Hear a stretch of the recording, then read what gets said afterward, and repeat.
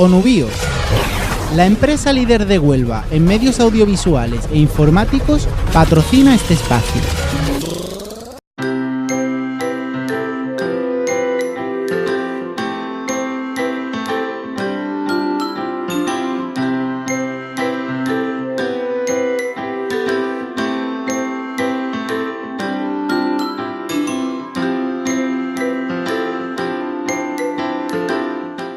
Vamos a dar comienzo a la ronda de comunicaciones, también una parte muy importante del Congreso, porque vamos a conocer de la mano de vosotros, de distintos profesionales, pues las diferentes temáticas que están asociadas a la infancia y que resultan muy interesantes. Bueno, en primer lugar, pues tengo la oportunidad de presentar la comunicación denominada Las tertulias literarias dialógicas en el aula de 3 años, realizada por Andrea Briz López e Isabel María Gallardo Fernández. Pues os dejo con ellas. Hola, buenas tardes. Mi nombre es Andrea y soy profesora de Educación Infantil y estudiante del Máster de Educación Especial. Dada la importancia de la comunicación y la expresión oral en la etapa de educación infantil, la finalidad de la investigación que presentamos es la de analizar las tertulias literarias dialógicas como fomentadoras del diálogo en el aula de 3 años. Así, las preguntas que nos realizamos y pretendemos resolver con esta investigación son: ¿qué valor tiene el diálogo y por qué es importante fomentarlo en edades tan tempranas? ¿Cómo se fomenta el diálogo en las comunidades de aprendizaje y qué papel tienen las tertulias literarias en el aula? Estas preguntas nos llevaron a formular los siguientes objetivos: fomentar el diálogo en el aula de 3 años, conocer diferentes situaciones que facilitan la comunicación y la expresión oral en el aula y analizar las comunidades de aprendizaje como proyecto educativo que facilita ese diálogo en el aula infantil. Todo esto va a girar en torno a la idea del aula como un espacio comunicativo complejo. El proyecto integrado europeo Included señaló una serie de estrategias educativas de éxito que han demostrado reducir el fracaso escolar, y entre ellas están las tertulias literarias dialógicas. En estas tertulias, que versan sobre un clásico de la literatura universal, los alumnos se comprometen a leer una serie de capítulos y señalar unas palabras o textos que les interesen para establecer diálogos con sus compañeros. El contexto de nuestra investigación se ha realizado en un centro del Extrarradio de Valencia, cuyas características principales son que la mayoría de las familias son castellano hablantes y otra de las grandes características es la pertenencia a etnias. En este caso, la etnia gitana siempre ha tenido un gran peso en el centro y se las ha acogido desde siempre. Por otro lado, el centro se encuentra en fase de sensibilización de comunidad de aprendizaje, con lo cual el proyecto educativo da mucha importancia al diálogo, y esto se ve en las tertulias literarias, en la formación del profesorado, en los grupos interactivos y en el hecho de que toda la comunidad educativa participa de la educación de los niños. En cuanto al contexto en el que se realizan las tertulias, se realiza en una de las 2 aulas de 3 años en la asamblea. Cabe destacar que tanto las maestras como los alumnos se sientan en colchonetas en el suelo, todos en el mismo nivel y formando un círculo. Esto favorece un ambiente de cercanía y el hecho de que no existe una voz experta. Las maestras ni siquiera están sentadas por encima de los alumnos, con lo cual eso señala que todas las interacciones están valoradas por igual. Nunca, en una tertulia nunca se le va a decir al niño: eso no es así, la respuesta a esta pregunta es esta. No, a través del diálogo, de las interacciones de todos, se va formando una construcción social del conocimiento. En cuanto a los alumnos que forman parte de estas tertulias, son 31 alumnos de diferentes etnias, lugares de procedencia y capacidades. Así encontramos 13 niños y 18 niñas, de los cuales 9 son de etnia gitana, 10 son inmigrantes procedentes de América del Sur y África, y encontramos un alumno con dificultades de movilidad en toda la parte izquierda del cuerpo y déficit de atención y habla. Y este alumno cuenta con la ayuda de una educadora que le va facilitando, le va haciendo preguntas y va facilitando su expresión oral. En cuanto al tipo de investigación que hemos llevado a cabo, ha sido una investigación cualitativa basada en un estudio de casos.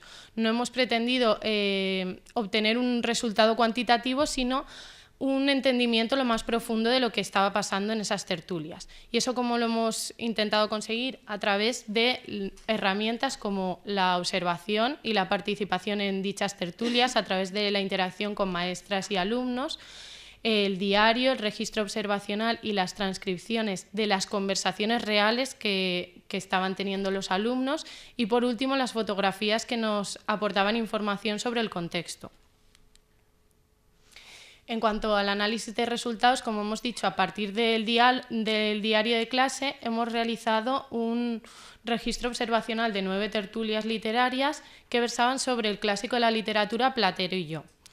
Estas tertulias se realizaban una vez por semana, normalmente los lunes por la mañana de 9 a 11 aproximadamente, y en ellas estaban, como hemos dicho, los alumnos de las 2 aulas de 3 años y sus maestras. Aquí vemos diferentes diálogos que se dieron. Como hemos dicho, están las expresiones originales de los alumnos. En el primer diálogo que tenéis aquí, vemos cómo la maestra no está interviniendo, no está dirigiendo el diálogo, sino que... ¿Lo veis bien? No está dirigiendo el diálogo, sino que a través de la pregunta de ¿no? ¿Por qué? Inicia un diálogo para que sean los propios alumnos los que, a través de sus hipótesis, vayan construyendo el conocimiento y vayan dialogando sobre por qué los burros no pueden ir al colegio. Algunas de estas hipótesis que establecen los alumnos son porque los burros están en la granja o porque son demasiado grandes, no caben en las sillas. Por otro lado, los alumnos también relacionan estos diálogos con su vida cotidiana. Por ejemplo, una alumna tenía un burrito y relaciona las características de Platero con su propio burro.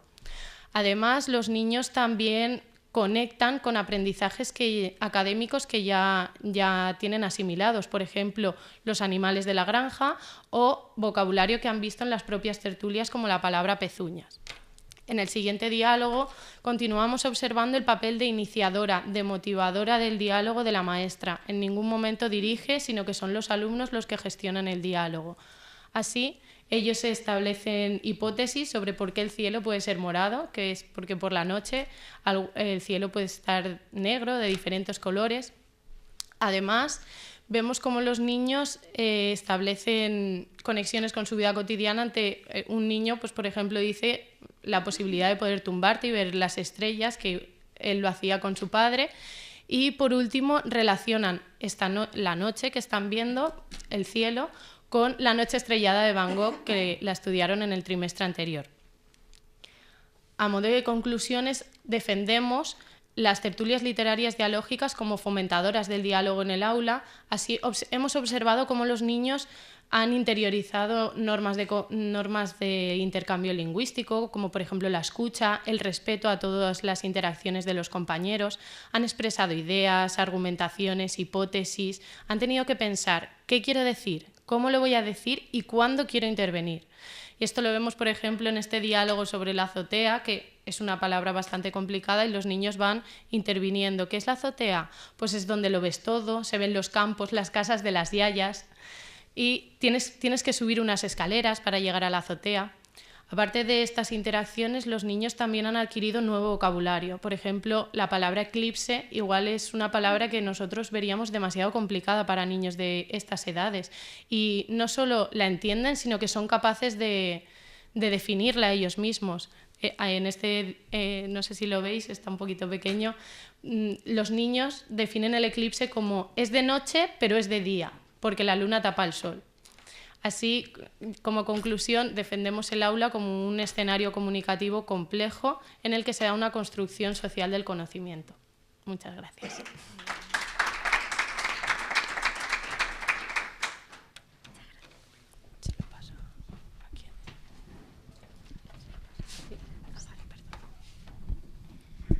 Bueno, muchas gracias, Andrea e Isabel María.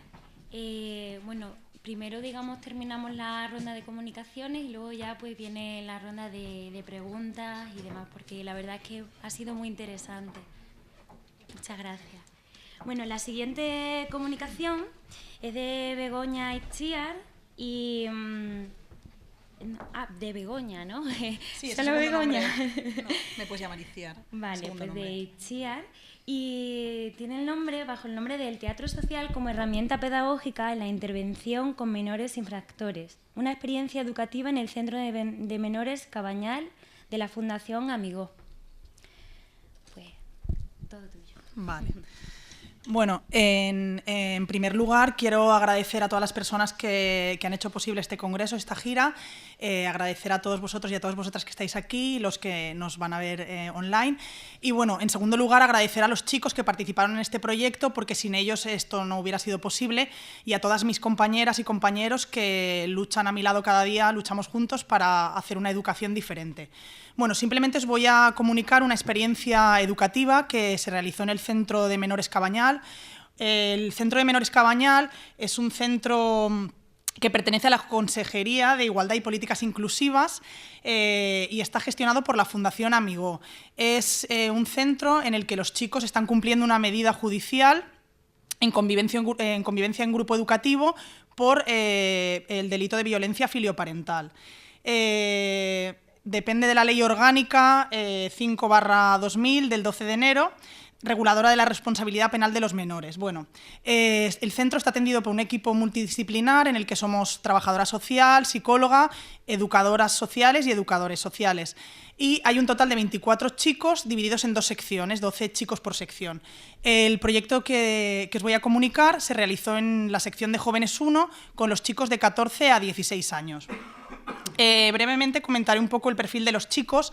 Los chicos del centro Cabañal suelen tener rasgos en común, entre ellos pues hay déficits cognitivos que se demuestran mayormente en el ámbito social. Son chicos que les cuesta diferenciar el bien del mal, lo que está bien de lo que está mal, tienen problemas en esto, tienen un escaso autocontrol, normalmente son materialistas, egocéntricos, y tienen problemas para reconocer la responsabilidad de sus actos, que en la mayoría de los casos responden de una manera impulsiva y agresiva. A veces no saben gestionar esa manera de reaccionar ante los problemas. Bueno, la mayoría de ellos no reconocen su responsabilidad o no al principio y son jóvenes son jóvenes resilientes, con mucha capacidad de aprender, de cambiar, con ganas de hacerlo, con capacidad de ilusionarse y de ilusionar. Bueno, definiremos brevemente la violencia filioparental según la Sociedad Española para el Estudio de Violencia Filioparental y la entendemos como conductas reiteradas de violencia física, psicológica, tanto verbal como no verbal, económica, dirigida a los y las progenitores o progenitoras o aquellos que están ocupando su lugar y excluyéndose las agresiones puntuales o las que se producen en un estado de disminución de la conciencia que luego desaparece.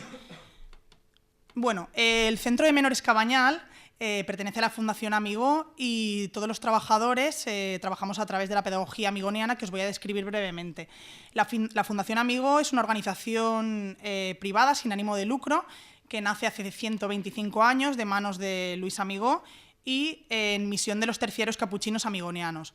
Bueno, la mayor parte de intervención de la Fundación Amigó es con jóvenes, menores y niños en situación de exclusión social y sobre todo con problemas de conducta.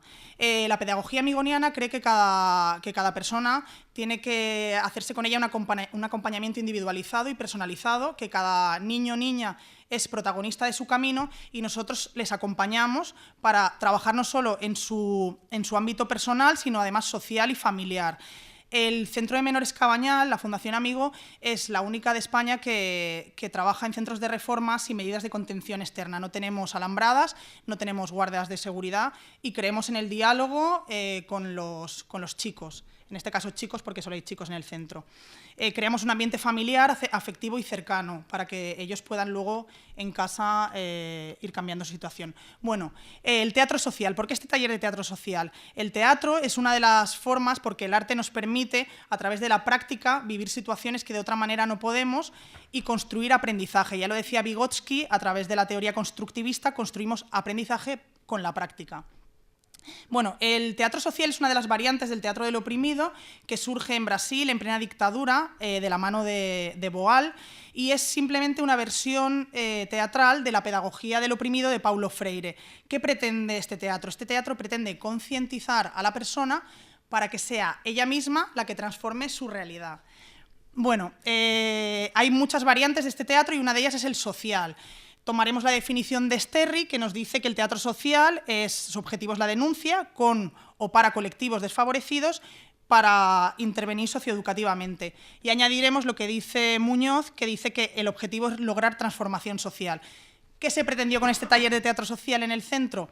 Bueno, además de que los chicos pudieran contactar con el teatro, lograr una mayor cohesión y cooperación grupal, que aprendieran a expresar sentimientos, tenían muchas carencias a la hora de reconocer sentimientos y expresarlos, y trabajar los problemas del pasado y sus miedos al futuro, entre ellos reincidir en el delito que les hizo entrar en el centro, además de desarrollar destrezas de escucha activa y una forma de resolver los conflictos de una manera más asertiva. Bueno, voy a describiros la actividad que se desarrolló dentro de la programación formativa del centro. En el centro trabajamos a diario, talleres formativos de emociones, de valores, etcétera. Es muy importante esta formación y este taller estuvo enmarcado dentro de los talleres de verano. La primera sesión realizamos teatro-imagen, que a través de esculturas ellos representan situaciones de problemas, y bueno, a destacar fue interesante cuando empezamos a hablar de guerras y situaciones más generales, y cuando llegamos a los problemas más personales, pues no les importaba tanto representar una escena de celos hacia la novia como representar el problema familiar. Ahí muchos se negaron a participar y lo respetamos, no quisieron entrar ahí. El teatro es liberador, pero si uno quiere jugar, si no quiere jugar no hay que forzar a nadie. Bueno, en la segunda sesión empezamos a plantear problemas para que los resolvieran, y fue muy interesante ver cómo los chicos, en la mayoría de las ocasiones, resolvían esos problemas con violencia, con agresividad, era la manera. También dialogamos con ellos sobre el tema, el porqué. Y luego les pedimos que hicieran una lluvia de ideas sobre los miedos que tenían hacia el futuro. Tenían muchos miedos, desde no encontrar trabajo, volver a delinquir, de lo que había sucedido en casa, de meterse en líos de drogas, con quien no debían. Tenían muchos miedos. Los estuvimos dialogando y ellos fueron preparando escenas, improvisando, y empezamos a hablar con ellos de cómo sería la mejor manera de solucionarlo, hacer en realidad un ensayo de la vida, porque el teatro social es un ensayo de la vida. Es la oportunidad que muchas veces le decimos en el centro, de que el centro es un ensayo para cuando luego salgan, que vuelen y que lo hagan mejor. Bueno, finalmente se creó una obra de teatro que fue un viaje en el tiempo. Viajamos al pasado porque creemos que la infancia, cuando eran más pequeños y tenían buena relación con las familias, ahí estaba toda la esencia. Viajamos a un presente en el que estaban cumpliendo una medida judicial y con vistas a un futuro lleno de miedos, para finalmente preguntarles: ¿qué pensáis de todo esto?, les preguntamos. Y dijeron pues que nuestro futuro lo construimos nosotros y que si queremos será diferente y estos miedos no importarán. Esa fue la conclusión después de realizar pues todas estas escenas en las que había situaciones de amigos que les influyen para no ir al instituto, para meterse en líos de drogas, problemas familiares, falta de comunicación con las familias, etcétera, ¿no? Bueno, como conclusión hay una frase que me gusta mucho, que es que no todo lo que importa se puede medir, ni todo lo que se mide es importante. No tenemos pruebas cuantitativas de que el teatro social funciona, pero sí tenemos que los chicos se emocionaron, se ilusionaron, querían ensayar, querían realizar la obra de teatro, querían salir en todas las escenas. Entonces, bueno, podemos concluir que el teatro social facilita los procesos comunicativos, enseña otras maneras de resolver de una manera más asertiva y más empática, y que fue en las líneas de la pedagogía amigoniana porque realizamos un acompañamiento a través del amor y de una manera individualizada.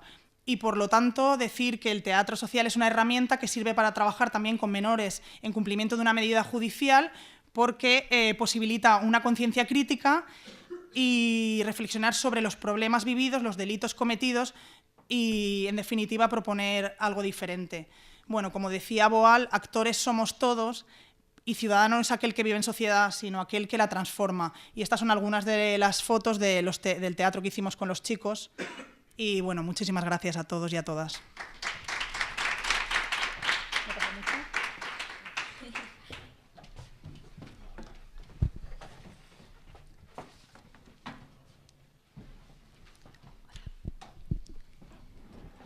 Bueno, muchísimas gracias, Itziar, también por tu comunicación.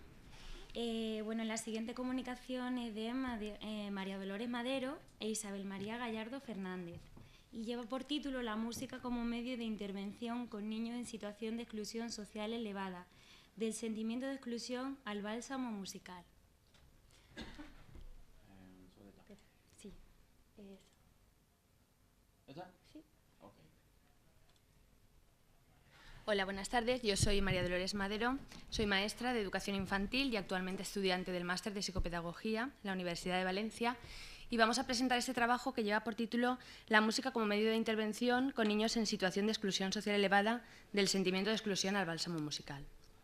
En primer lugar, queríamos comenzar con una bonita frase que dice lo siguiente: la música nos recuerda que luchar por alguien siempre vale la pena. Nuestra experiencia analiza y reflexiona la música en el desarrollo integral del ser humano, la importancia de la música en la educación infantil, experiencias pedagógicas musicales que se dieron con anterioridad a la nuestra, como por ejemplo la Fundación Acción Social por la Música, el relato de una experiencia vivida en una fundación valenciana en la que se creó un coro vocal e instrumental y en la que los niños propusieron la creación de instrumentos musicales y que realizamos en el taller de inventos. Vale, nuestros objetivos era conocer y comprender el sentido de la música en educación infantil, valorar las posibilidades de la música para una educación globalizada, proporcionar a los niños la posibilidad de adquirir conocimientos, valores, capacidades y destrezas a través de la música, y observar las conductas que manifestaban estos niños cuando mediaban situaciones de actuación musical.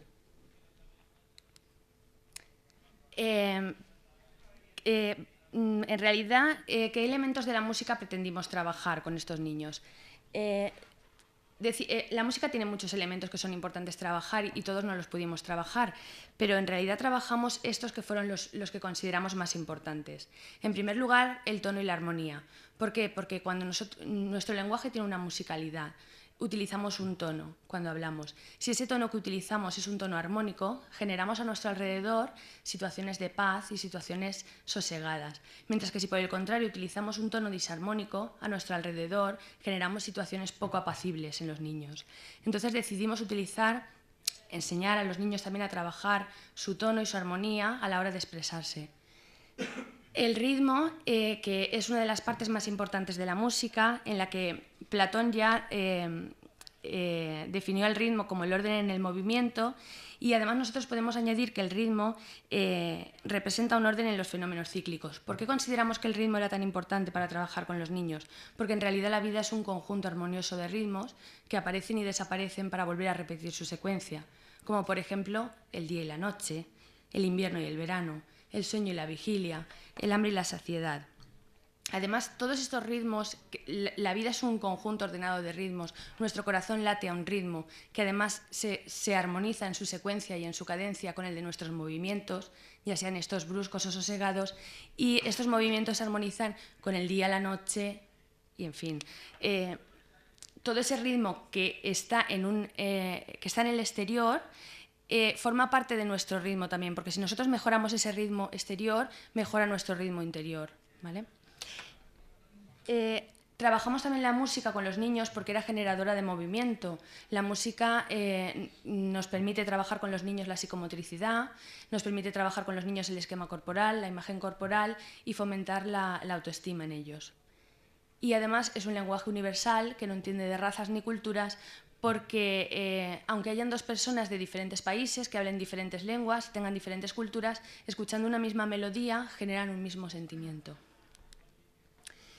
Nuestros predecesores que trabajaron ya con niños en situación de exclusión social la música fueron la Fundación Acción Social por la Música, en la que es una fundación que utilizó todas las positividades de la pedagogía musical para trabajar con niños que estaban excluidos en barrios de Madrid. Y trabajaban con ellos, proporcionaban música gratuita y colectiva y trabajaban con ellos la creación de coros, tanto vocales como instrumentales, facilitándoles la gratuidad de la música. Nuestra propuesta fue la creación de un coro, tanto vocal como instrumental, en una fundación valenciana, en la que teníamos dos aulas en esta fundación, una aula en la que estaban niños de 0 a 6 años, todos juntos en un aula, que es donde creamos el coro, y luego había otro aula que eran niños de 6 a 12 años. Creamos el coro porque se decidió en una asamblea trabajando con los niños. Los niños se les propuso trabajar la música, los niños aceptaron trabajar la música y decidimos crear el coro para hacerles un regalo a sus mamás en Navidad. Entonces los niños propusieron, éramos un grupo pequeñito, éramos 12 niños, los niños propusieron la creación de instrumentos y realizamos durante 3 semanas, durante la primera semana realizamos actividades de percusión, conocieron los instrumentos de percusión y el viernes con materiales reciclados realizamos los instrumentos de percusión. La segunda semana trabajamos el viento, viento madera y viento metal. Y el viernes también nos realizamos un instrumento de viento, que en este caso fue una flauta, con ayuda de voluntarios que nos ayudaron con los materiales. Y la última semana trabajamos la creación del coro y fue el debut del coro. Nuestra metodología se centra en un enfoque cualitativo, en nuestra propia historia de vida y además en las transcripciones que realizamos de las sesiones con los niños, en las fotos, en las entrevistas que tuvimos con la educadora social, la trabajadora social, las madres de los niños y en fin, en el diario de aula que nos acompañó continuamente en toda nuestra experiencia. Para concluir, solamente queremos decir que estemos donde estemos, hagamos más bella la vida de aquellos que nos han sido confiados. Porque entendemos que la educación siempre formará parte de nuestra vida, que cada alumno cuenta, que cada mirada cuenta y que cada instante nos ayuda a crecer. Asumimos que educar es mostrar la vida a quien aún no la ha vivido y que todos aquellos niños nos mostraron que a través de la música sus ojos podían llenarse de amor y de alegría y su corazón se llenaba de felicidad. Por tanto, creemos que la música es una herramienta muy válida para trabajar con niños en exclusión social, resultando ser a veces la mejor medicina y de fácil acceso. Muchas gracias.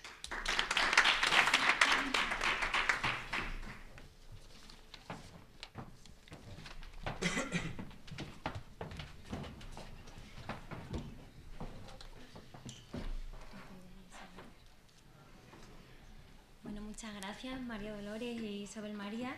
La siguiente comunicación viene de la mano de Raquel García e Isabel María, también Gallardo. Tiene por nombre Creatividad y diseño de tareas en educación infantil.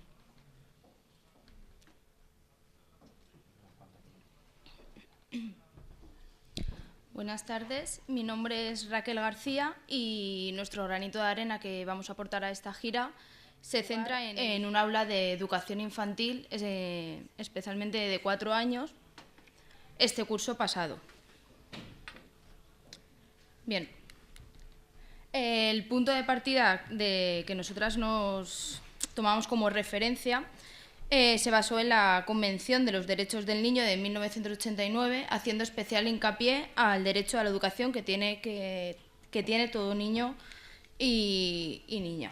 Bien, esta experiencia que a continuación voy a compartir con vosotros se inscribe dentro de un planteamiento de educación integral y que aprovecha los procedimientos y las herramientas de una investigación cualitativa llevada a cabo, como he dicho ya, durante el curso pasado.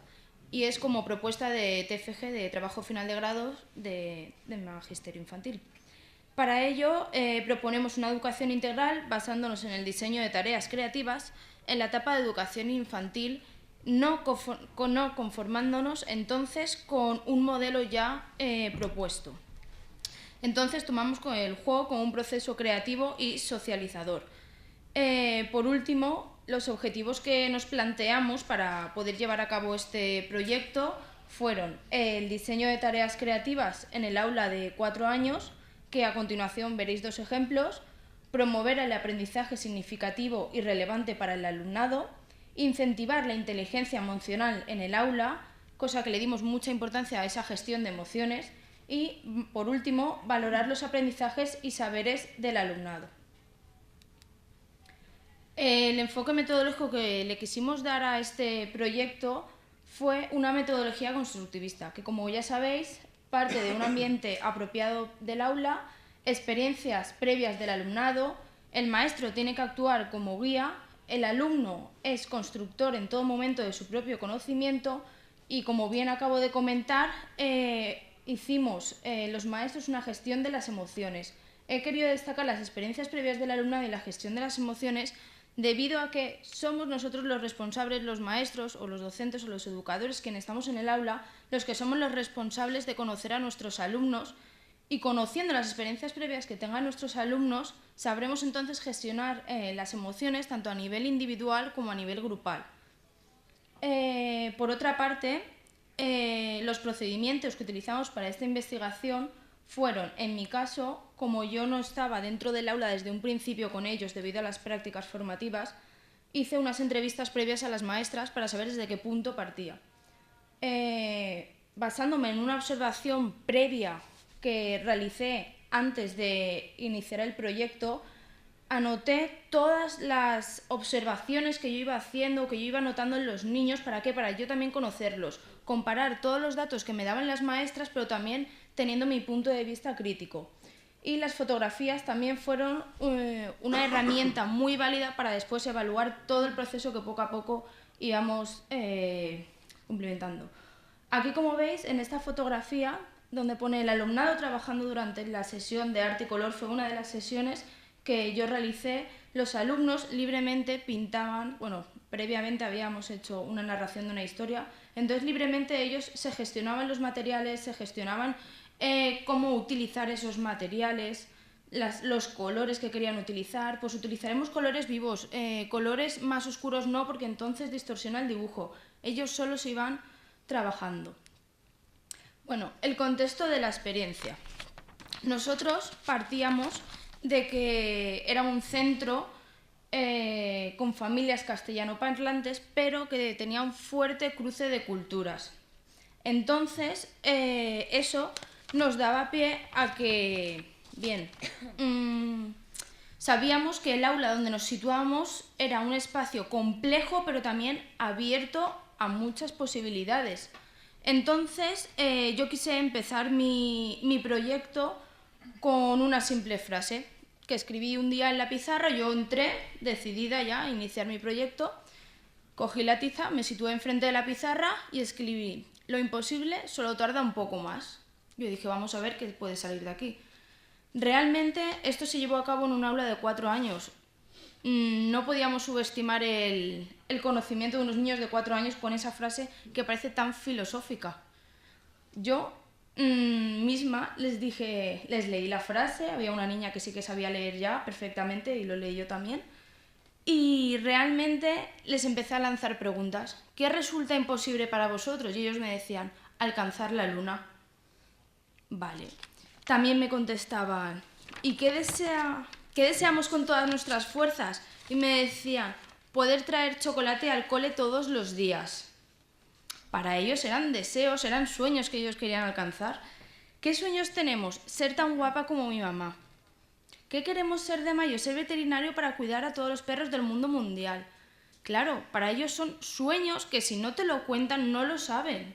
Son metas, son objetivos que ellos quieren realmente. Entonces fue así como inicié mi experiencia de este proyecto. Todos los sueños, las metas, los objetivos, la espontaneidad, las dudas, esos intereses, eso tiene que salir de ellos mismos. Si nosotros no les damos la oportunidad, ellos nunca lo van a sacar. A ver, entonces, yo inicié este proyecto planteándome principalmente como un plan estratégico de 3 preguntas. Lo primero que tenemos que hacer es, ¿qué voy a hacer? ¿Cómo lo voy a hacer? ¿Y en cuánto tiempo? Eso es fundamental resolverlo para poder iniciar nuestro proyecto o cualquier cambio innovador que queramos hacer en el aula, siendo educadores, maestros, ¿vale? Entonces, como veis aquí en este ejemplo, ¿vale? De la tarea número 1, que titulé como Así es mi corazón. Yo, en un principio, quería desarrollar la capacidad para controlar el estrés, el miedo, la ansiedad, las sorpresas y los enfados de mis alumnos. Pues bien, pensé, ¿cómo lo haré? No tengo recursos, soy una alumna de prácticas, tampoco me puedo meter mucho. Vale, pues tengo en cuenta 2 recursos, los folios y un cuento, nada más. Leyendo un cuento y compartiendo nuestras emociones. Yo cogí un cuento y lo escondí en el rincón de la asamblea, ¿vale? Como se ve ahí. Bueno, os lo leo. Rincón de la asamblea en el momento que nos habían dejado un regalo y queríamos descubrir de qué se trataba. Es fundamental la actitud que tenga el maestro o el educador a la hora de transmitir a los niños. Cuanto más énfasis pongamos a una historia inventada, ficticia o real, me da igual, más se lo van a creer, más motivación van a tener para entrar en la historia. Yo les escondí el cuento, lo envolví y cuando lo encontramos dijeron todos, ¡un libro! Cosa que de normal los libros pues los tienen al alcance y tampoco se percatan de ello. Muy bien, nosotros leímos el cuento. Cuando finalizamos de leer el cuento, simplemente les lancé una pregunta. ¿Cómo os sentís hoy? Simplemente esa pregunta. Yo primera me puse como ejemplo. Yo les dije, bien, mi corazón hoy está tranquilo, hoy está feliz, hoy está en paz. ¿Cómo os sentís hoy? Se quedaron un momento en silencio. Pero luego ya empezaron a reflexionar ellos mismos, ¿no? Es muy curioso realmente ese tiempo, ese momento de silencio. Y luego elaboraron unos sencillos corazones que colgamos por toda la clase. Nuestros momentos fue otra de las tareas. Yo en ese momento me planteé otra vez las 3 preguntas y quería fomentar la ilusión, la curiosidad, la imaginación, el tiempo de espera de los alumnos. Como he dicho, el silencio es muy importante, no para que se estén callados, sino para que reflexionen y autorreflexionen sobre lo que piensan y sobre todo, mejorando así la atención, la observación detenida y la concentración. Entonces volví a pensar, no tengo muchos recursos, ¿cómo lo hago? Bien, voy a coger las fotografías que he hecho durante todo el proceso de mi investigación y voy a hacerles protagonistas de su propio aprendizaje. Yo cogí las fotografías, seleccioné 10 de las fotografías y las fuimos comentando. Algunos decían, esta fotografía no me gusta porque es que se están peleando, o esta tampoco porque resulta que es que no vino tal y se sentó mal, ¿vale? Iban diciendo. Y luego se las seleccionamos, pero es importante el diálogo. Vale. Por último, a modo de conclusiones, decir que el aula como cruce de culturas es una realidad que tenemos que tener presente, que el niño tiene un potencial innato para crear jugando, que no lo podemos sentar a hacer fichas o a seguir un orden establecido, ¿vale? Que el juego en sí es espontáneo para él y que tenemos que tener una reflexión sobre la acción y sobre en la acción y sobre la acción. Tener un ambiente adecuado en el aula y si la educación del siglo XXI necesita un maestro creativo. 4 palabras os tienen que quedar claras en el día de hoy. La pasión por enseñar, la vocación que todo maestro tiene y comprende, dar la oportunidad de enseñarles y de aprender, pero aprender desde un aprendizaje significativo y así conseguir la felicidad, ¿vale?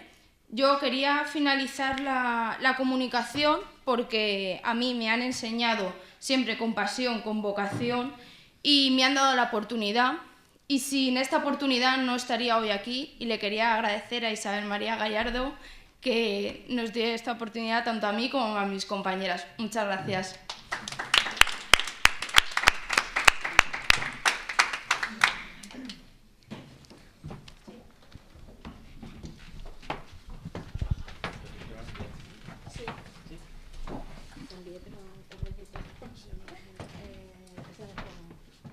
Muchas gracias, Raquel, también por la comunicación. Luego ya os dirigiré una palabra. No, pero pues entonces si la metemos y empezamos. El siguiente es Marcelo, pero si quieres empezar ya. La siguiente comunicación. La siguiente comunicación viene de la mano de Marcelo Viera y Mireia Noguera y se titula Los adolescentes como participantes en el proceso de desarrollo integral de las personas con discapacidad a través del aprendizaje por servicio.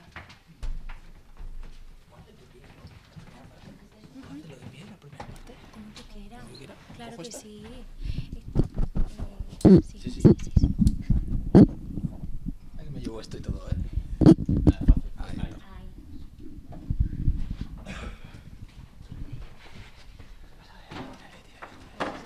No, me voy a poner de pie.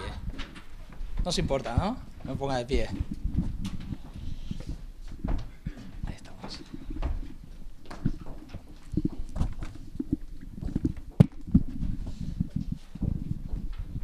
¿Sí? Hola, muy buenas tardes. A ver, me coloco en esta posición porque estoy mucho más cercano y entiendo que, bueno, que la transmisión sería más adecuada. Bueno, Mireia Noguera y Marcelo Viera vamos a representar al equipo educativo del Centro de Acogida de Menores La Salle Amigó. Nos gustaría que estuvieran presentes los auténticos protagonistas, que son los que realizan este proyecto, que son los menores, que en más de una ocasión sí que hemos tenido el placer de ser ellos quien establezcan esta comunicación. El día de hoy no ha sido posible, con lo cual le mandamos un beso online y bueno, nos acordamos de vosotros. Bueno, en primer lugar, es un centro de acogida de sistema de protección de menores. Trabajamos, según dice la Consejería de Igualdad y Políticas Inclusivas, con adolescentes en situación de riesgo y exclusión social, diagnosticados con problemas conductuales. Y son dos pisos unidos, un centro de acogida en el cual los habitáculos, el espacio son 2 pisos unidos en un edificio totalmente normalizado, en la localidad de Paterna, y atendemos a 10 menores. Son 6 chicos y 4 chicas. Contextualizo brevemente porque es importante para nosotros. En abril de 2014 inauguramos este proyecto y la primera pregunta era ¿cómo vamos a responder a este perfil en concreto? ¿Puedes pasar? No pasamos. Entonces, tras esa pregunta que nos hicimos, pues nos basamos un poquito en los principios de la pedagogía amigoniana, que muy bien antes nos ha explicado nuestra compañera Begoña. Somos expertos en la ciencia del corazón. Entendemos un poco el que los menores, los niños, los jóvenes que a lo mejor han tenido muchas dificultades, muchas problemáticas, son más vulnerables, se merecen segundas y terceras oportunidades. Y que porque a lo mejor fallen 1 o 1000 veces, nosotros tenemos, nuestra labor es acompañarles durante su proceso de desarrollo de la persona, ¿no? Su desarrollo integral. Una de las misiones, como bien ha comentado la compañera también, es la atención individualizada. Y aquí es cuando nos surge esta segunda pregunta, ¿no? ¿Qué podemos ofrecerles a ellos? ¿No? Normalmente caemos en el sistema de protección, caemos como que siempre tendemos a que los menores son atendidos y que son los beneficiarios de muchas actividades. Y a veces pecamos en sobreprotegerles. En esta ocasión intentábamos que el centro fuera un espacio en el cual ellos se sintieran como en su casa. Nunca va a ser su casa, pero se sintieran como en su casa, que existiera esa convivencia familiar, pero abrir puertas para afuera. Entendemos que la inclusión social debe ser una realidad y ellos deben ser los sujetos no pasivos, sino activos de esa transformación social. A partir de ahí podemos utilizar muchísimas metodologías. No nos consideramos innovadores en cuanto al aprendizaje por servicio, pero sí hemos utilizado una metodología y lo hemos adaptado a su realidad, a un entorno que es real para ellos. El equipo educativo ofrece diferentes proyectos, Camino de Santiago, intercambios juveniles a Alemania, y uno de ellos es el aprendizaje por servicio. Ya otros autores, como puede ser Yen en 2010, nos habla que es uno de los talleres que transforma el proceso de intervención educativa, y tanto Folgueiras como Luna y como Puig en 2011 también nos habla de beneficios como puede ser que fomenta el aprendizaje mediante una participación activa a través de la interacción con otras personas. Nosotros a veces valoramos, ¿no?, cada intervención, cada taller en base a los resultados que obtenemos. Tuvimos la suerte de poder hacer una revista digital que al final fue nuestra herramienta cualitativa, ¿no?, en el cual pues, ellos hacían una evaluación inicial y una evaluación final de su paso por los diferentes talleres, sesiones y demás. Nos dimos cuenta que estábamos haciendo algo grande, sobre todo por ellos, porque ellos mismos estaban felices de poder ir a unos talleres y a unas actividades con personas que de un principio ellos rechazaban. Unas personas que de un principio iban a lo mejor por la calle y les hacían un feo, les hacían una burla, incluso alguno de ellos les agredía. Entonces esa es nuestra herramienta real, ¿no? El que ellos creen algo y se crean partícipes y tengan ese sentimiento de pertenencia por algo que nosotros únicamente le hemos ofrecido. Como siempre tenemos que plantearnos unos objetivos y el principal sería el aprender competencias y habilidades personales para trabajar con personas con discapacidad intelectual y en este caso trabajar la autonomía de estas personas. Son 2 talleres que a posteriori Mireia nos va a presentar y en los cuales sobre todo eran que ellos fueran partícipes de esa evolución por parte de las personas con discapacidad. En base a este objetivo general desglosamos 3 objetivos específicos. El primero sería fomentar las relaciones interpersonales con este colectivo. El segundo, vivenciar, obviamente, y experimentar nuevas realidades de la sociedad. Y por último, pues fomentar valores humanos y habilidades personales, sociales, etc. Sin más, voy a dejar a Mireia que nos explique un poquito el trabajo de campo diario.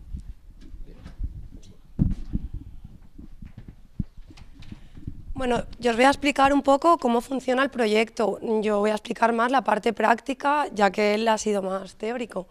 Entonces, Marcelo, ¿me pasas?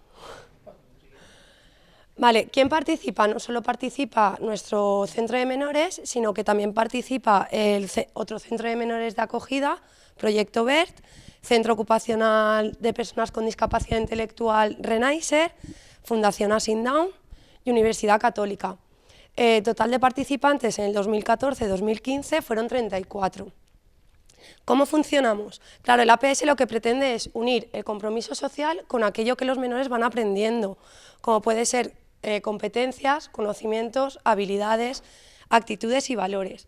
Esto se divide en dos: taller de cocina, que se realizan los lunes, y taller de teatro, que se realizan los martes. Claro, en estos dos talleres trabajamos siempre tres partes fundamentales para nosotros.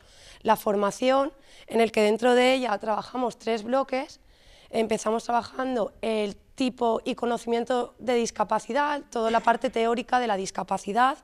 Luego, el bloque de las habilidades sociales, muy importante para nosotros. Ellos se van a enfrentar a personas con discapacidad, no solo de cómo tratarlos, sino también de que tengan empatía con ellos, de que sepan resolver un conflicto en un momento determinado.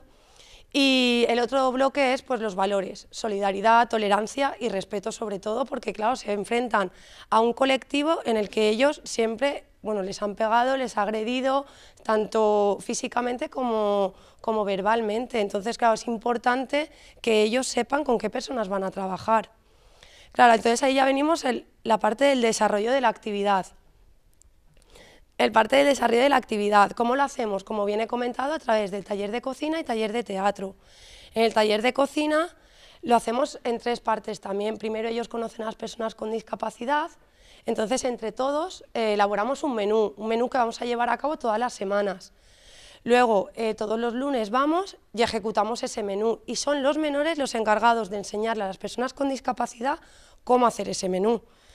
Cómo se corta una patata, cómo se corta una cebolla, cómo hay que poner en la sartén para que no se quemen pues la berenjena, o que no se quemen con el aceite. Entonces, claro, para nosotros es súper importante que los menores sean los que realmente se lo enseñen a las personas con discapacidad, y sin que ellos se den cuenta estamos trabajando todo lo que hemos comentado anteriormente: muchos valores, muchas habilidades sociales, y ellos mismos están a través de la práctica trabajando todo eso.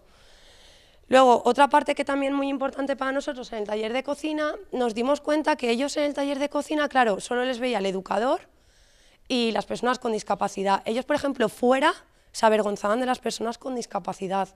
Ellos no querían ir fuera, no querían ir al Burger King con una persona con discapacidad. Claro, ellos tenían el rol de malos, de malotes. ¿Cómo vamos a ir nosotros al Burger King con una persona con discapacidad, cuando he sido yo el primero que me he burlado de ellos? He sido yo el primero que he ido a agredir a esa persona. Entonces decidimos hacer estas salidas culturales, y una vez cada 3 meses nos vamos y salimos con ellos, salimos los menores que forman parte del proyecto y las personas con discapacidad. Y una anécdota: la primera salida que tuvimos, que a mí me enseñaron tanto las personas con discapacidad con los menores con los que trabajo, fue que un menor me dijo: Mireia, llevan dinero. Digo, ya, ¿tú no llevas dinero? Ya, pero que lo pagan ellos. Digo, ya, ¿tú no pagas en el Burger King? Que no, mira, que lo está pagando él, que no hay ningún educador con ellos enseñándole como el tema del dinero. Digo, ya, no pasa nada. Ya, pero es pero que pueden hacerlo. Digo, ya, sí, claro que pueden hacerlo, Matías. Digo, que no pasa nada, absolutamente nada. Claro, a él le chocó muchísimo. Claro, a raíz de él se dio cuenta de que eran personas como él, incluso con un gran corazón, que ellos, por ejemplo, en otra salida que tuvimos, este mismo chico me dijo: Mireia, que conozco a este chico. Digo, ay, pues ves a saludarlo. ¿Por qué no vas a saludarlo? Ah, no, yo no voy a saludarlo. Matías, ¿quieres ir a saludarlo, por favor? Que no, que yo no voy a ir, que yo no voy a ir. Entonces le dije: Matías, ¿me puedes decir por qué? Y me dice: es que es de mi pueblo, Mireia. Digo, ¿y qué pasa? Dice, pues que hace menos de un mes lo agredí. Y le dije, ah, vale. Dice, es que nos empezamos a insultar, empezamos a meternos con él, tanto mis amigos como yo. Y le dije, bueno, ¿y ahora qué, Matías? Dice, que me avergüenzo un poco. Digo, pues genial, ve, salúdalo y le pides perdón. Digo, es el mejor momento para que lo hagas si realmente te arrepientes. Bueno, lo saludó, le pidió perdón, estuvo hablando un ratito con él, y al cabo del mes me vino Matías y me dijo: Mireia, que he hablado con este chico, he estado más de 1 hora y media en la plaza con él. y no me he avergonzado de mis amigos, he estado con él súper a gusto y me ha enseñado de que por mucho yo le pegué y en cambio no me ha tenido nada de rencor y ha estado conmigo perfectamente. Entonces ellos sin querer todo esto le van enseñando, ellos van aprendiendo de todo ello. Y para nosotros, claro, es un proyecto que a lo mejor a nivel cuantitativo no tenemos pruebas, pero a nivel cualitativo muchas, porque es la experiencia de todas las semanas, tanto lunes como martes, ir con ellos a que ellos son los, como bien ha dicho, sujetos activos, no pasivos. Ellos siempre reciben, pero nunca dan, y aquí es en cambio ellos dan y reciben muchísimo. Y bueno, y en el taller de teatro así rápido, ellos tienen 3 partes también, todos hacen el taller y está pues la parte de calentamiento, la parte principal y la vuelta a la calma.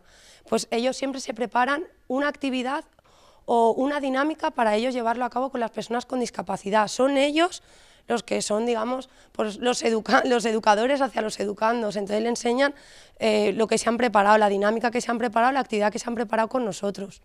Y luego ya la evaluación, hacemos una evaluación inicial en el que queremos ver qué estereotipos tienen ellos con personas con discapacidad, qué es lo que conocen y qué experiencia han tenido anteriormente.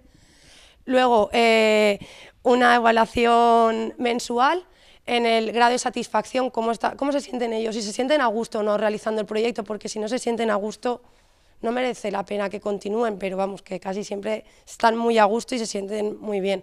Y luego ya la trimestral, que Marcelo la va a explicar así rápidamente. Nada, brevemente buscábamos también pues este año sumarle unos resultados no solo cualitativos, sino cuantitativos, en los cuales pues por diferentes áreas buscábamos qué tipo de relación existía de cohesión grupal y de inclusión real que estaba dentro del grupo, qué tipo también de relaciones entre las personas con discapacidad creían los profesionales, educadores de prácticas y voluntarios que existían en el grupo, y por último, importante, qué habilidades creían estas personas respecto a nuestros chavales que tenían nuestros chavales a la hora de participar en esta evaluación. Hacíamos un pre y un post, está la idea, ya hemos pasado este cuestionario inicial, en el cual pues bueno, es un cuestionario autoadministrado de escala Likert, como conocéis, y al finalizar el curso pues tendremos esos resultados cuantitativos.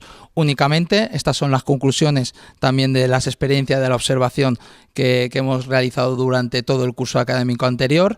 Básicamente lo tenéis en la diapositiva, no vamos a robar más tiempo y únicamente terminamos con la última frase, que si nos permites, ¿sí? La última frase, pasas por favor. Confucio nos dice que si realmente no lo enseñaron, no, sino realmente sí.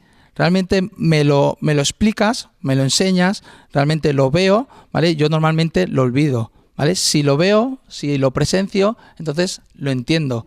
Pero si realmente hago algo es cuando realmente lo aprendo, es un aprendizaje significativo, como ha dicho la compañera antes, entonces me lo llevo, no a lo mejor para ahora, pero sí para toda mi vida. Muchas gracias por vuestra atención. La siguiente comunicación viene de la mano de Mari Carmen Belver y se denomina Juego y Ocio Familiar en Escolares Españoles de 3 a 14 años a través de la percepción parental. Bueno, yo la comunicación que presento es sobre juego. Agradezco mucho, soy consejera del CIPI, pero siempre me gusta verlos, aunque nos vemos de vez en cuando. Pero aunque el Congreso está dedicado a la pobreza, el juego es una parte fundamental de desarrollo de los niños. De hecho, en cuanto a la pobreza, sí que hay indicadores para saber si un niño está por encima o por debajo de la pobreza. Yo estoy colaborando en un proyecto de investigación, yo creo que muy interesante, un I+D, en el que lo que estamos haciendo es precisamente saber qué indicadores son los que indican que un niño tiene acceso al juego. O sea, ¿cuándo sabemos si realmente un niño tiene ese acceso por encima o por debajo, igual que hay indicadores de pobreza, si hay indicadores del juego? Es una tarea bastante amplia, porque ahí tenemos que delimitar tanto indicadores como objetivos y subjetivos, pero la consideración que tenemos es que el juego es fundamental para la infancia. Si queremos niños desarrollados integralmente, necesitamos potenciar el juego, y a eso va la investigación que vengo a presentar. Bueno, la investigación, el ocio es algo que en las sociedades modernas cada vez ha ido a más. Cada vez se entiende que el ocio tiene que ser funcional, y dentro del ocio es fundamental el ocio familiar. Por eso esta investigación, ¿cómo se es el ocio dentro de la familia? Era una de las cosas que más nos interesaba, ¿no?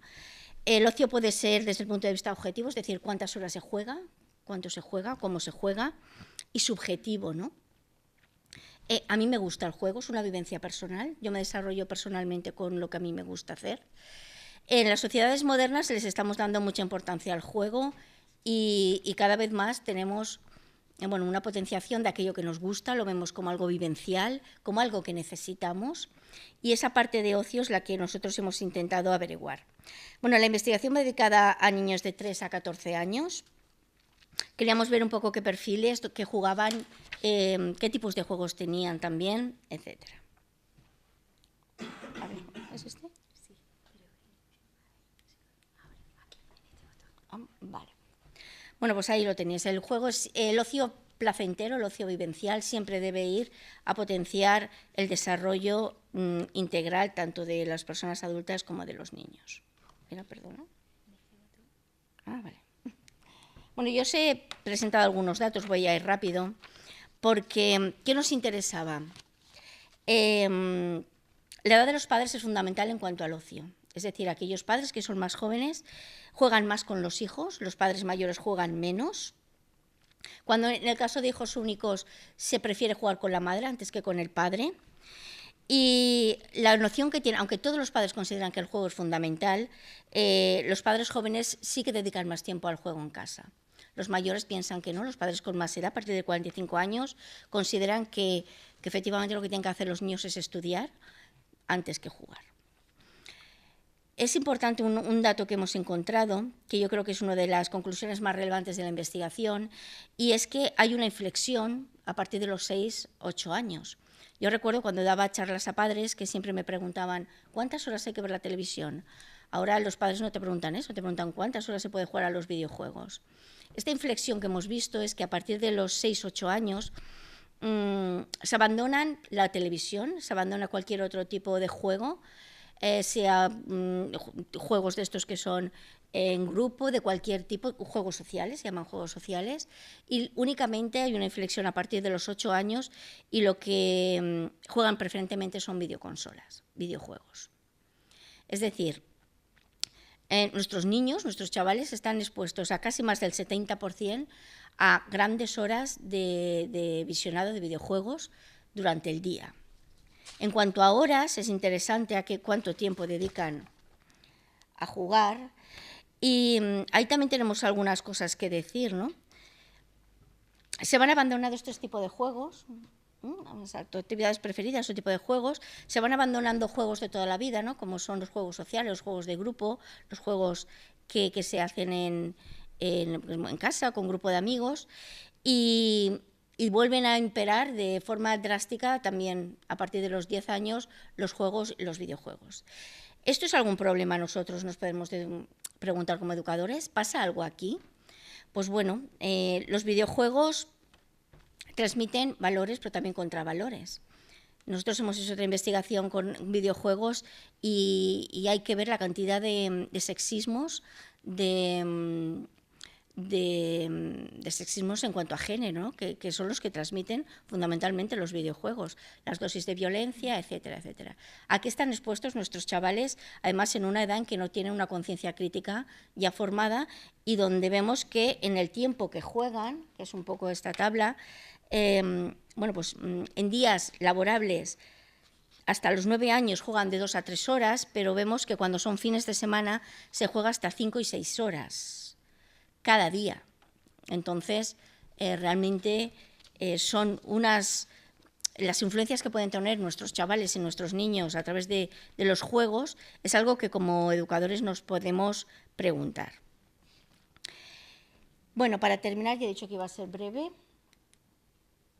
Las conclusiones. La edad de 6 a 8 años. Hasta los 6 años son pequeños, es verdad. Pero cómo rápidamente se está ocurriendo también lo que en educación llamamos la reducción de la infancia. les dejamos ser niños poco tiempo. Cada vez, en cuanto a juegos, vemos que les damos juegos de cada vez más mayores. Las niñas se pintan las uñas, las niñas llevan tacones, quieren adoptar modelos más adultos cada vez. Y esa reducción de la infancia lo que nos está provocando es que están cogiendo comportamientos a edad cada vez más temprana y más inmadura. Es como que queremos acelerar, ¿no?, ese crecimiento y les dejamos ser niños muy poco tiempo. Y eso también se refleja claramente en los juegos, con qué juegan y a qué juegan. Todo este conjunto es una de las conclusiones del estudio, pero también, sobre todo, la edad de 6 a 8 años. Cómo es esa inflexión donde se abandona el interés por cualquier otro tipo de juego y el mayoritario es el videojuego. Es una de las grandes... bueno, en el mercado solo hay que ver en estas Navidades que las tenemos ahora pronto lo que compran los padres. Únicamente compran videojuegos y bueno, sabéis que cada videojuego tiene un código PEGI que está adaptado a unas edades, pero que normalmente los padres ni respetan y los niños juegan a videojuegos muy superiores a su edad. Bueno, para ya terminar, mis 5 minutos, y me he pasado...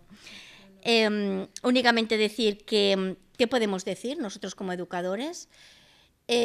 Los padres necesitan una formación, de hecho la piden, la demandan. Los padres se ven cada vez más influenciados por el contexto, donde los niños piden videojuegos y hay muchas veces que no lo pueden esas peticiones delimitar.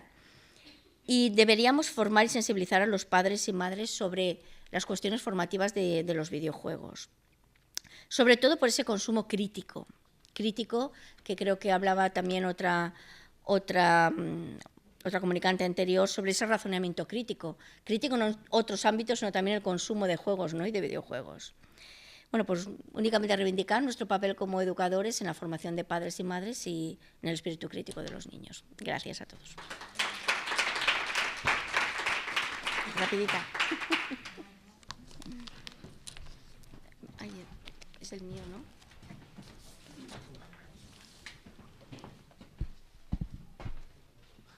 Muchas gracias, Mari Carmen. La siguiente comunicación es de Alejandro Gil y María Jesús Benjot. Se denomina Persistencia de los mitos del amor romántico en la adolescencia. Muchas gracias.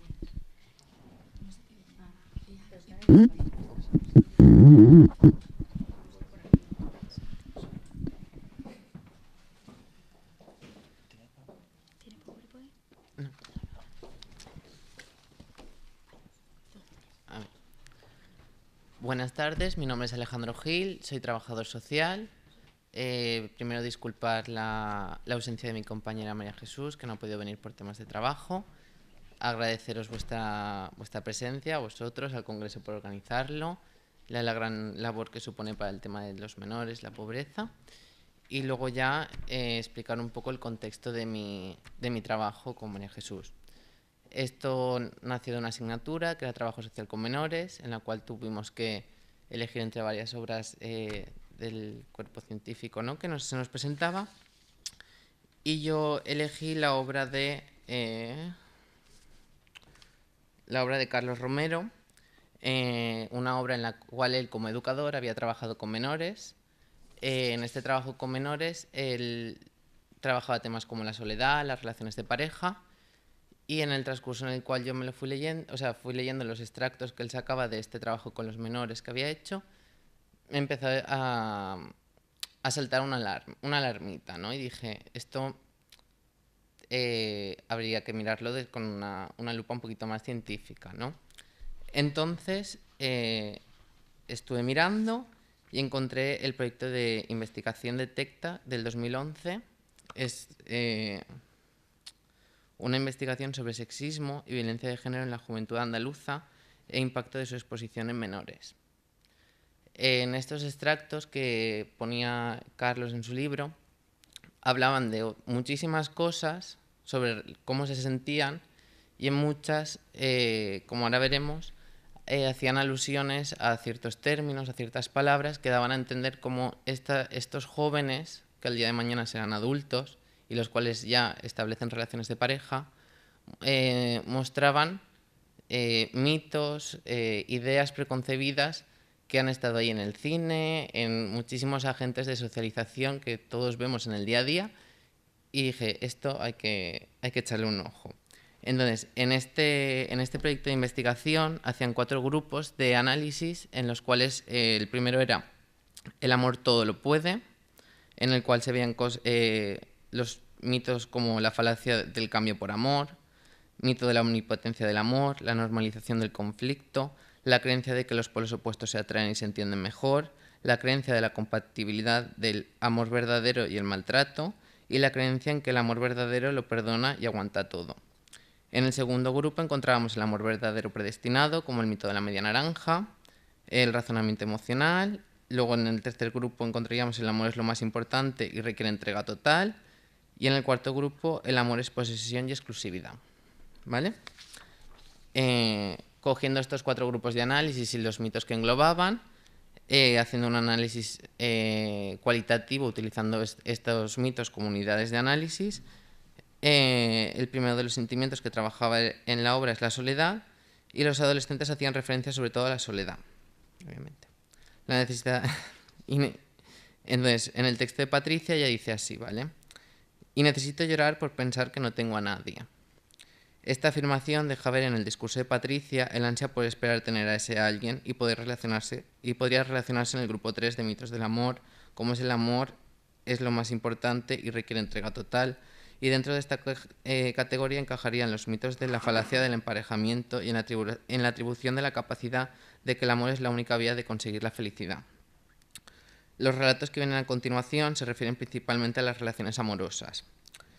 El texto de José dice así: amor es dar sin pedir nada a cambio, pero yo creo que todos los que amamos sí esperamos recibir algo, al menos lo mismo que das tú. ¿Cuántas veces has dado todo por amor y has pensado que la otra persona no ha dado nada? Todo te parece poco para darle. Estas reflexiones están basadas en la idea de que el amor es lo más importante y en que hay que entregarlo todo por amor. Siguiendo en el análisis de estas reflexiones, ¿vale? José también dice: llega un día que te hartas y le dices que lo dejas, pero termináis abrazados. Este día estáis felices, volvéis a estar juntos, aunque tú sabes que esto no lleva a nada y lo que haces es alargar lo que es visible. Todo esto pasa porque quieres, y tú lo sabes, pero sigues con ella, porque después de todo estás enamorado y te da igual todo. Tú darías la vida por ella, o tal vez ya la estás dando.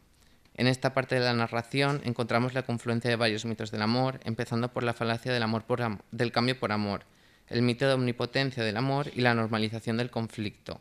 Estos mitos se relacionan directamente con el mito de la entrega total. Luego tenemos otro ejemplo, como el de Paqui.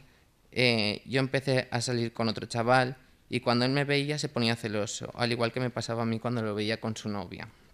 Aquí Paqui relaciona celos como muestra de afecto, como señalan los mitos del grupo 4. El amor es posesión y exclusividad. También hace referencias a la finalización de este tipo de relaciones. Cuando una relación se acaba, creo que vendrá otra mejor. Esta afirmación deja de ver esta nueva tipología de establecimiento de las relaciones, que es el enrollamiento. Los adolescentes no esperan a llegar a formar parejas estables y que aceptan la caducidad de las mismas, entendiendo que pueden encontrar otras mejores. Esto también pues sí que revierte un poco y rompe con los mitos de las parejas para toda la vida y la perdurabilidad. Otra de las afirmaciones: solo sé que he tenido amor por algunos, verdadero y auténtico. Aquí Belén desmantela varios tipos también, que son el de la media naranja, el de la creencia de que solo hay un amor verdadero en la vida y el de la perdurabilidad de las relaciones. En el texto encontramos en todos los procesos que estudia Carlos mitos dentro de todos los tipos de sentimientos y todo lo que explora en su obra, pero como hay un tiempo reducido, pues me gustaría llegar a las conclusiones.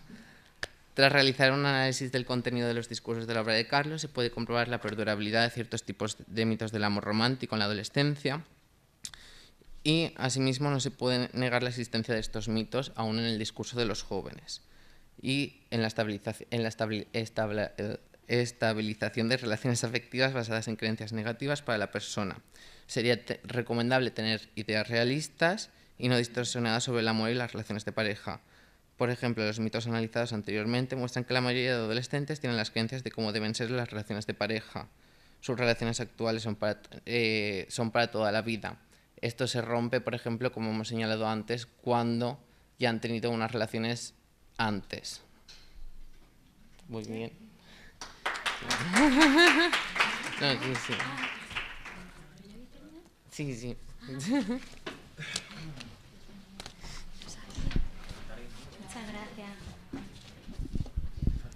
Muchas gracias, Alejandro. La última comunicación viene de la mano de María José y se denomina Menores víctimas directas de la violencia de género.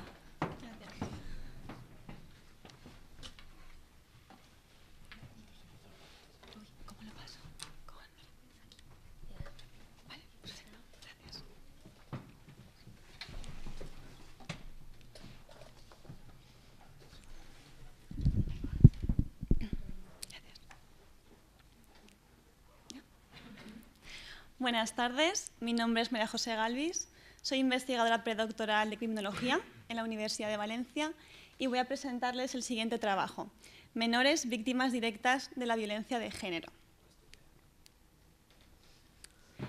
Como bien sabemos, la violencia de género ha sido estudiada desde muy diversas perspectivas, sobre todo los perjuicios físicos, psicológicos, sociales, económicos de las víctimas, considerando a las víctimas mujeres.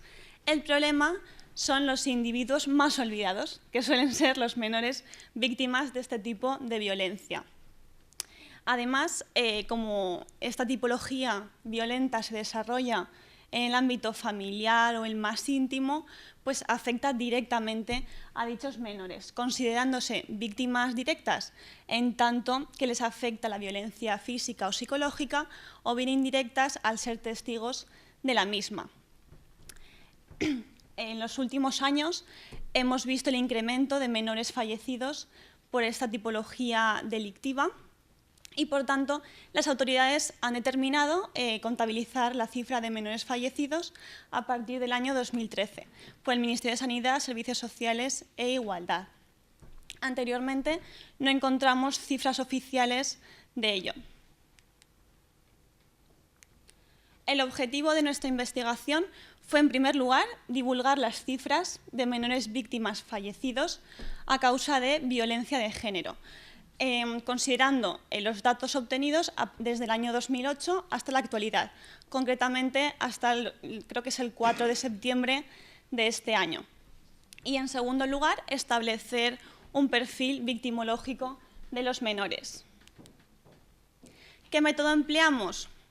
Bien, como ya hemos mencionado, las cifras oficiales son bien reducidas. Bueno, consideramos las del INE, también las del Instituto de la Mujer, pero sobre todo las procedentes de los medios de comunicación, de periódicos digitales, etc.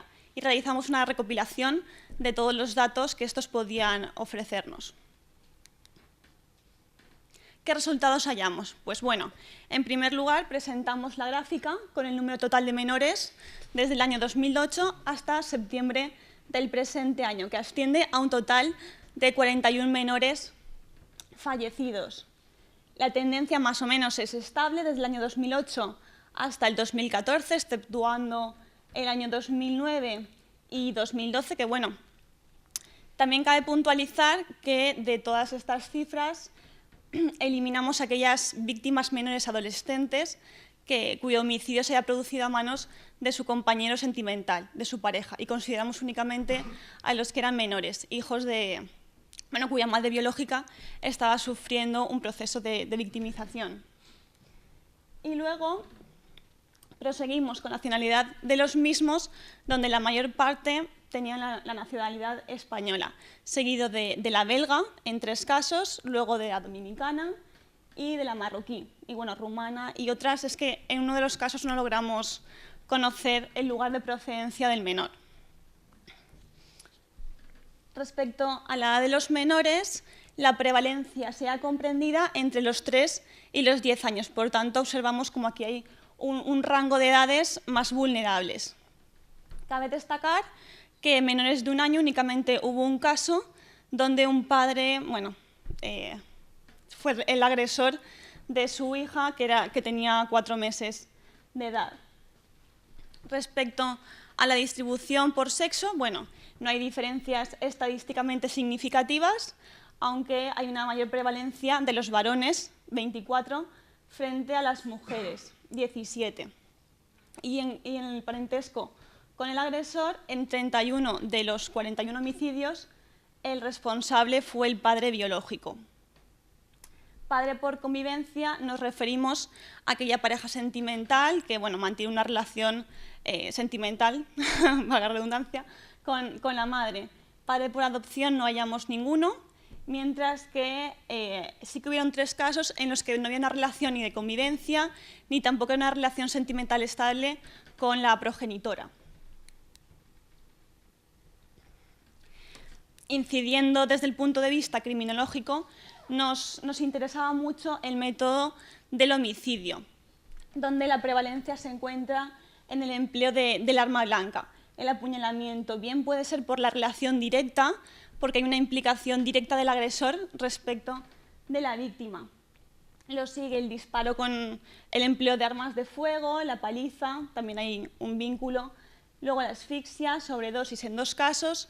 Y en el cajón desastre de otras hallamos, por ejemplo, la incineración de los menores, también un padre que arrojó a su hija por un barranco, la comisión por omisión. Por ejemplo, en 2 casos un padre permitió que su hijo se ahogara, es una negligencia, otro lo lanzó a una balsa, etc. Prosiguiendo con el homicidio de la madre, en 19 de los casos se produjo la consumación, se produjo el homicidio, y en 22 de ellos no. También es cierto que en aquellos casos donde la madre fue agredida se produjo la muerte, es decir, se produjo un homicidio múltiple en un solo acto. El menor, el hijo de la mujer víctima de violencia de género y la misma fallecieron simultáneamente. En el homicidio durante el régimen de visitas, observamos como en la mayor parte de los casos sí que había una convivencia del agresor con los menores víctimas. En 4 de ellos no había convivencia, bien puede ser porque los padres estuviesen separados o divorciados o fuese la pareja sentimental de la madre, y luego en 11 de ellos sí que se produjo durante el régimen de visitas, es decir, los padres estaban separados o divorciados y se produjo mientras le tocaba estar con el padre, con el progenitor. Este gráfico guarda una gran relación con el que vamos a presentar la comunicación a continuación, en tanto que en aquellos casos que sí que había convivencia del padre con la víctima, con el menor, pues el homicidio se produjo en el domicilio familiar y los datos concuerdan. Fueron 20 homicidios producidos en este lugar. Luego tenemos la casa de la madre o la casa del padre, casa de los abuelos y otros, como por ejemplo puede ser el coche, en el caso del mar, de la balsa, etc. De todo ello extraemos un perfil victimológico de estos menores, que se puede sintetizar de la siguiente manera. Todos ellos tenían nacionalidad, la mayor parte tenía nacionalidad española, cuyas edades estaban comprendidas entre los 3 y los 10 años, eran generalmente varones. El método homicida fue el apuñalamiento, el empleo de arma blanca, luego los agresores fueron los padres biológicos y también existía una relación de convivencia entre el agresor y la víctima. Y finalmente la madre biológica no resultó fallecida en la mayor parte de estos casos. Como conclusión, podemos indicar que, si bien es cierto, la legislación en nuestro país otorga respaldo institucional a las víctimas menores, en tanto que las madres son víctimas de violencia de género, como observamos que está recogido en la Ley Orgánica 8/2015 y en la Ley 26/2015, pues no es suficiente el establecimiento de estos recursos de protección hacia el menor, dado que... ¿cómo se puede volver? Gracias. Dado que, la necesidad de protección que requieren estos menores pasa por la prevención, y para que haya una efectiva prevención es necesario que desde todos los ámbitos, yo les cuento desde el ámbito de la criminología, se establezcan medidas, protocolos de actuación que incidan sobre las necesidades específicas de esta población. Y bueno, y una de estas medidas es la elaboración de perfiles victimológicos.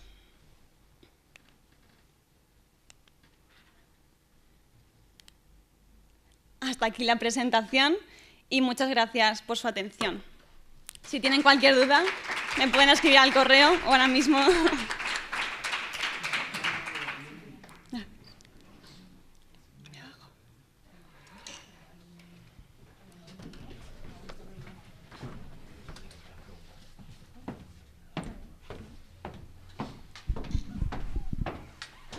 Pues muchísimas gracias a todos los que habéis presentado una comunicación.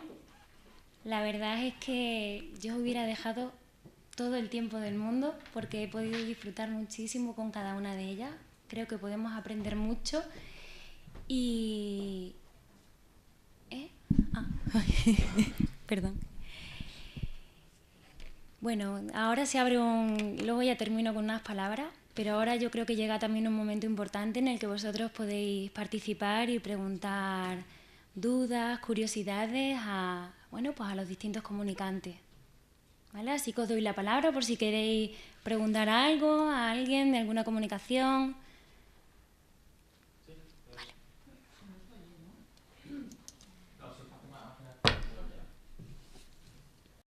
Sí, yo preguntar no, solamente felicitar a todos, por supuesto, pero me ha llamado mucho la atención el proyecto que nos habéis explicado Mireia y Marcelo, y en el momento que Mireia nos hablaba del cambio de actitudes, el cambio de actitudes del menor que acompaña a la persona con minusvalía, con algún problema de adaptación, de lo que sea, y me parece una estrategia extraordinaria, la de las salidas culturales. Enhorabuena por ese proyecto y me gustará después poder charlar tranquilamente, lo que digo aquí, y conocerlo más de cerca. Gracias. Gracias. Nada, cuando quiera, bueno, Marcelo supongo que estará conmigo, cuando quiera puede venir a verlo y participar. Sí, es un proyecto que está abierto a todas las fuerzas, porque participamos diferentes entidades y lo que intentamos es que el desarrollo comunitario sea real. Entonces, las puertas del centro para visitarlo cuando quieran, a su disposición. Yo que he trabajado en otra época de mi vida en educación especial, con profundos, lo veo tan complicado, tan complejo, y ojalá los adultos, no los adolescentes solo, los adultos también nos hiciéramos mirar esto del cambio. Esta sí. No estoy acostumbrada yo. Yo la verdad es que eso, he disfrutado muchísimo con cada uno de vosotros. Pienso que la infancia de ahora demanda nuevas respuestas y pienso que de cada uno de vosotros podemos sacar grandes cosas, de todos, o sea, de todos. Desde el inicio que comentabais vosotros las tertulias literarias, que me parece súper interesante, que conozco esa propuesta. Pienso que ahí también se trabaja el diálogo igualitario, la escucha atenta, la participación del alumnado. Hay una parte muy importante dentro de nuestro congreso, que es el congreso infantil, donde nosotros damos la voz a los niños y a las niñas. Esta mañana, por ejemplo, yo visitaba junto con Alejandro y otros voluntarios el aula hospitalaria y allí hemos podido charlar con los niños y con las niñas. Y ellos nos decían que demandaban el hecho de, bueno, hablaban del juego como algo esencial, también hablaban como un derecho de los niños el amor, que es algo básico, pero también hablaban de la música. Aquí vosotros habéis hablado de la música. Un niño imaginaba su aula con distintos instrumentos de música, donde la música fuera un pilar básico. O sea, también metodologías diferentes, donde no haya el examen, ellos no lo decían, sino que se construye el aprendizaje de distintas maneras, ya sea a través de proyectos de trabajo, a través de ese aprendizaje significativo, donde el niño cada día va construyendo su propio conocimiento. También el tema de, bueno, cuando hablabais de la creatividad, yo he visto ahí que, bueno, eso es algo maravilloso y esencial desde las primeras edades. El teatro, el tema del teatro, el de la participación comunitaria, bueno, lo que vosotros habéis puesto, que también me ha encantado el proyecto que lleváis a cabo, o sea, ha sido increíble. Y nada, y también pues lo que habéis comentado del tema de los juegos. Ella con lo de la violencia, yo me he quedado impactada también. Alejandro con lo del amor, ¿no? Hacía hincapié en eso. Y yo la verdad es que de cada uno de vosotros pues me llevo un pedacito y pienso que se necesitan profesionales así. También me he emocionado cuando ella se dirigía a su profesora de la manera porque eso es algo brillante. Y eso también los niños lo notan y lo demandan. Y entonces pues yo felicitaros a todos, la verdad. Ha sido un placer. Y yo hubiera dado 1 hora y media a cada uno. Pero muchas gracias.